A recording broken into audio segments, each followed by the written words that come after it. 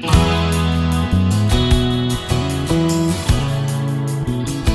everyone, this is Debbie from Project 39 Mini Albums, and I want to show you a couple of mini albums I made using the Simple Stories Let's Get Crafty collection kit.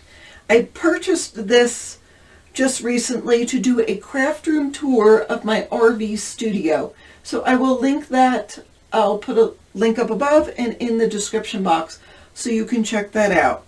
But besides that craft room tour, I made an additional mini album and a smaller mini album with scraps. I did have a couple of collections to work with. So I made 2 of the larger mini albums and 1 of the smaller ones with scraps with 2 kits. So hold on one sec and let me show you the mini albums I made.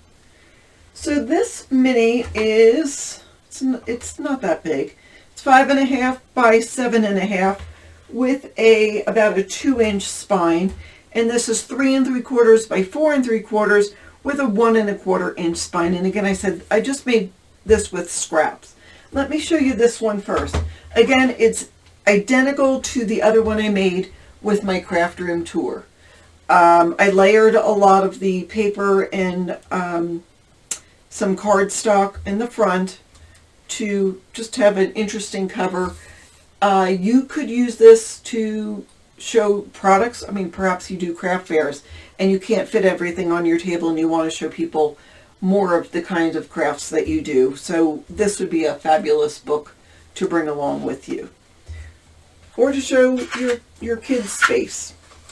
So here's a couple of the cut-aparts from the collection. This little tag was from a 4x4 cut-apart I just fussy cut. And of course, Simple Stories in some of their collection have these tags. They're fabulous because they're front and back. And I just love Hello Craft Room, how I've missed you. I don't know about you, but that's how I feel sometimes going into my craft room. This was one of the cut-aparts, and I thought it was fabulous. It looks like a magazine, and so I made that into a folder just to give you a lot more spaces to put photos. This is a hidden pocket page mini album, and these are big enough for 4x6 photos. This is great because you could put landscape or portrait style photos on here. Again, more of the elements. I use some chipboard and some of the stickers and some of the bits and pieces in my mini albums. That's just a belly band with chipboard element there, and again, room for your photos.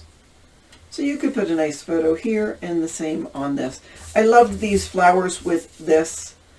I mean, you could write journal if you wanted to. Here's the other side of that cut apart. And there is the not so hidden photo mat. Again, room for your photos, a couple of photo mats there. And that page flips over. So with some of my just cardstock from my stash, I made those photo mats. But you could add a picture right there. And there we go with that. This typewriter was one of those bits and pieces I just glued down on the bottom, and that makes a good tuck spot, or you could add a picture right there. And then this will open that way, and room to put your photos.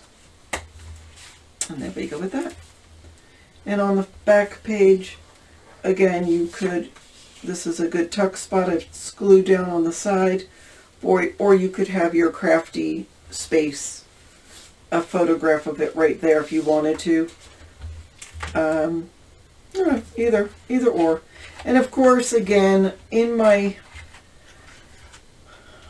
I think there are several mini albums that I have done without this back pocket and flap, but I like to do it because it's where you can put all the extra things you didn't have room for, like all of these cut aparts that went nice with it. I mean, they came from the cut apart sheet.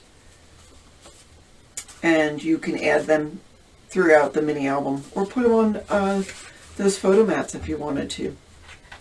So that is what I have for you as far as the large mini album. Now let's check out the mini. Again, 3 3/4 by 4 3/4 using scraps. So this was from sticker sheet, and that's leftover paper. I added a side pocket to the front inside cover here and added a couple of the leftover cut-aparts. There's some tags here. Whoops. This pencil came from the Bits and Pieces. And that looks fun there. And obviously you can tell I used a side cut pocket for this, just for something a little different. That's chipboard there. Love the paint brushes.